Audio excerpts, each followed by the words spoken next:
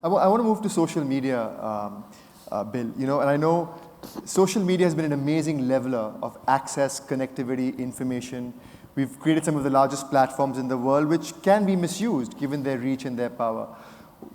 What are your views on the responsibility of producers, distributors, consumers of information?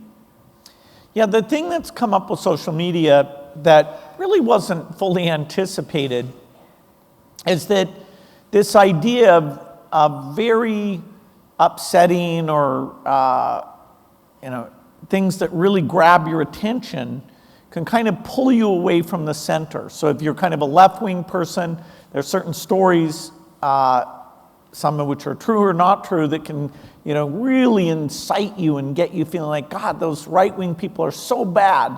And likewise for the right wing, there's various stories and exposures that can kind of pull you. And in the past, we all read the same newspaper, the same front page, and the political ads, we all kind of saw the same political ads. So nobody would run a political ad that was too over the top, because they knew that even though maybe 10% of the voters would really get riled up in a positive way, that the other ones would see them as really inappropriate for society as a whole.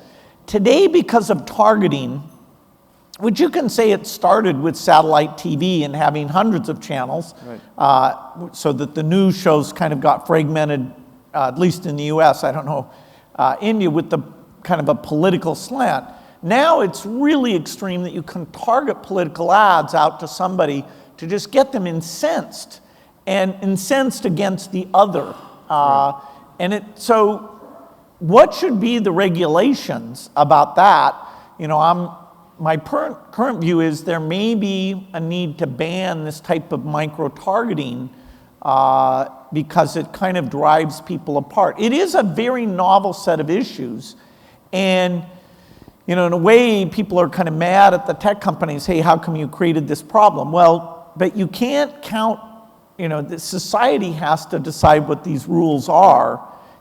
It's going to be very tough. Microsoft actually is not in the center of this. We have things like LinkedIn or GitHub, but not the main sort of consumer video platforms or messaging platforms. But for the first time, people are saying, hey, how should we restrict this technology that in many cases the negatives outweigh the benefits? And my question is more basic as well, Bill. How do we ensure that what gets distributed is the truth? What are your views on fact-checking and fake news and content moderation? How do we ensure that what we read is in fact the truth? Forget political ads and the more controversial stuff, just the basics.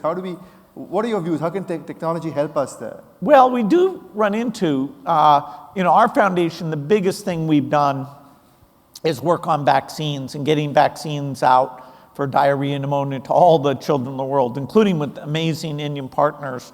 A number of the vaccine companies like Serum have been phenomenal in that. So it's very troubling when you see in this digital world the idea that vaccines are bad, that they harm children, that mothers shouldn't give vaccines to their children, this tool is allowing those untruths to spread. And when you put out an article that says the truth about, hey, these vaccines really protect your child, those don't spread because they're not they don't energize people to say, oh, wow, this is amazing, I have to tell my friends. Whereas when you tell the lie, in this case, it is a lie, that really is evocative, and people are spreading that around. So the idea of a tool that I naively expect would raise the level of factualness and understanding, that you could click on the lawsuit and see the details instead of what the newspaper summarized. I thought, wow, we're just all going to get so damn smart. This is going to be fun. Click on a YouTube thing that educates you about some area of science, and everybody's going to be doing that. In fact, for vaccine denial, it has been a setback. Now, hopefully, that's just a challenge for us to be more clever about the positive messages. Clearly when children die of measles or pertussis, if you can get that out, that is fairly evocative, and that's really what's at risk are those deaths.